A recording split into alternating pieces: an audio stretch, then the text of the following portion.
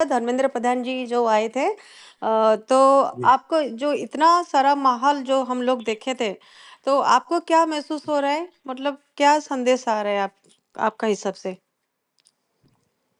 नहीं, कुछ नहीं। देखिए, धर्मेंद्र प्रधान जी ने आज देश हित में और छात्रों के स्वार्थ में हाँ। एक नैतिकता का एक उच्च मानक प्रतिष्ठा किया है।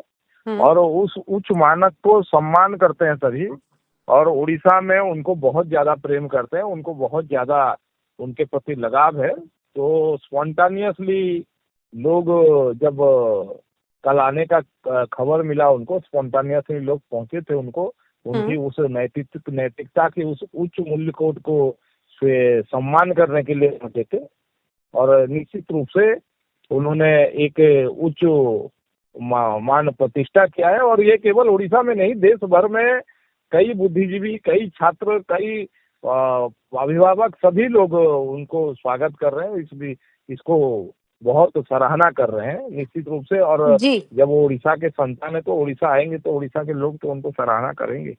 जी। सर मैं यही जानना चाहती हूँ आपसे, जैसे पेपर लीक को लेके धर्मेंद्र जी ने इस्तीफा दिया और उसके बाद संसद भी चल रहा है।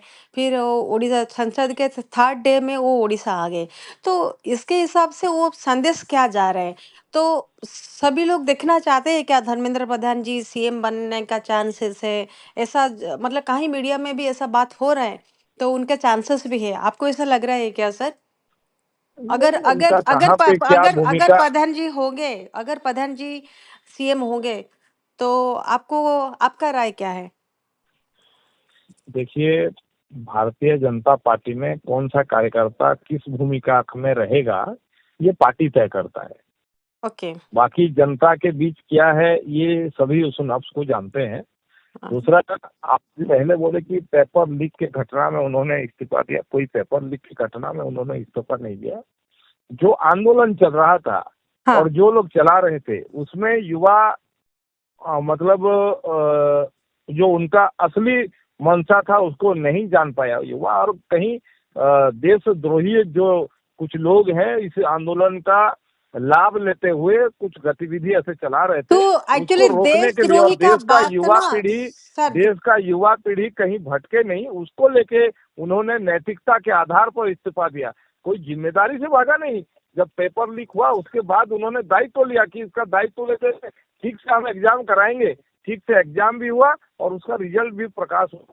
तो इसीलिए ये एक्चुअली सरकार नैतिकता के माने एक क्यों? सरकार उच्च माने मूल्यबोध क्यों? को अगर शिक्षा वो दी। लोग देशद्रोही थे, तो स्टूडेंट नहीं थे, मास पीपल नहीं थे, तो सरकार क्यों माने? तो देशद्रोही देखिए, का बात तो सुनिए, मानना चाहिए क्या? मैं नहीं नहीं वो नहीं नहीं, धर्मेंद्र देखिए प्रधान आप जी इतना अच्छा लीडर है, अच्छा पॉलिटिशियन है, वो सब बोल जाता है, मतलब सब बोलते हैं जैसे वो बहुत पावरफुल है, उनका काम भी बहुत अच्छा थे। अगर वो देशद्रोही थे, उन लोग के बात क्यों सुने आप लोग? सरकार को तो सुनना नहीं मैं चाहिए, उनको तो कड़ा जवाब देना आप चाहिए था। आप आप मेरे बात को गलत समझे कि देश विरोधी ताकतें इस आंदोलन का लाभ लेके कुछ गड़बड़ी ना कर दे, ऐसे कुछ शायद इनपुट था। इसीलिए अच्छा। मैं, जो आंदोलन कर रहे थे वहां पे जो मौजूद थे, सब देशद्रोही थे। मैं ये बात नहीं बोला।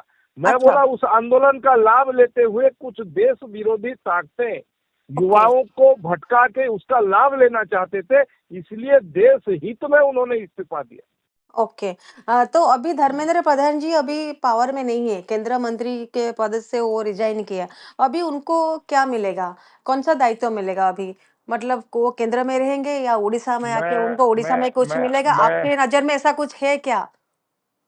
देखिए, मैं आपको स्पष्ट रूप से बताया कि भारतीय जनता पार्टी का कोई भी कार्यकर्ता कौन सा भूमिका में रहेगा, ये पार्टी तय करता है, पार्टी के शीर्ष नेतृत्व तय करता है।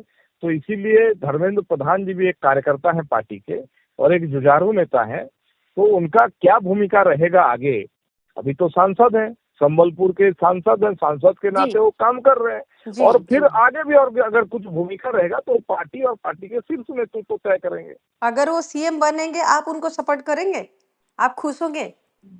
देखिए, अगर और मगर का बात से मैं नहीं करता, है ना। जी। ठीक है। मैं यही जानना चाहती हूँ तो धर्मेंद्र प्रधान जी की जो कल आए थे उड़ीसा जब आए थे 3 दिन का मतलब वो संसद चल रहा था, वो आए थे। उनके बाद हम लोग देखे मतलब पब्लिक देखिए, बहुत है। संसद चल रहा था वो इसलिए नहीं, ये कार्यक्रम पहले से तय था। एक उड़ीसा के भारतवर्ष के प्रसिद्ध संत जिनका आतताइयों के द्वारा हत्या हुआ था, उनकी जीवनी के संदर्भ में एक पुस्तक का विमोचन कार्यक्रम था।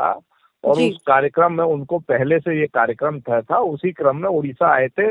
और उड़ीसा में उनको प्रेम करने वाले, और जब ये नैतिकता के आधार पर जब उन्होंने इस्तीफा दे के उड़ीसा का नाम को और आगे लिए, निश्चित रूप जी। से उड़ीसा की जनमानस में उनके प्रति एक बहुत बड़ा आदर है, सम्मान है। और इसीलिए पब्लिक वहां उमड़ पड़ी। और निश्चित रूप से एक मतलब मास लीडर है धर्मेंद्र प्रधान, उसमें या दो राय नहीं है। और हाँ, उड़ीसा जैसे की हर जैसे चीज धर्मेंद्र को प्रधान जी भी आगे बोले थे लेके वो स्ट्रीट पहुंचाने फाइटर वाले है। में धर्मेंद्र प्रधान का अव्वल नंबर है, इसमें कोई दो राय नहीं है। इसीलिए जनता उनको आदर करती है, जनता उनको श्रद्धा करती है। जी, जैसे धर्मेंद्र प्रधान जी भी बोल रहे हैं वो स्ट्रीट फाइटर है, वो फिर फाइट करेंगे, फिर ये करेंगे। तो आपको ऐसा लग रहा है वो आने के बाद अभी उड़ीसा में बहुत अच्छा काम होगा? जैसे उड़ीसा जैसा आगे जा रहे हैं और भी आगे जाएगा देखिए, और वो पहले भी उड़ीसा के थे, अभी भी उड़ीसा के हैं, आगे भी उड़ीसा के ही रहेंगे। और पहले भी उड़ीसा के लिए करते थे, आगे अभी भी कर रहे हैं, आगे भी करते रहेंगे। ओके। Thank you. मेरे साथ अभी जो थे टंकधर त्रिपाठी, उनके साथ हम लोग बात किए। वो बात से धर्मेंद्र प्रधान जी जब उड़ीसा आए थे तभी बहुत सारा पब्लिक घिरा हुआ था, मतलब इतना पॉपुलेशन मतलब पब्लिक वहाँ पे मौजूद थे। तो हम बात करना चाहते थे टंकधर त्रिपाठी से, वो भी प्रतिक्रिया ले लिए।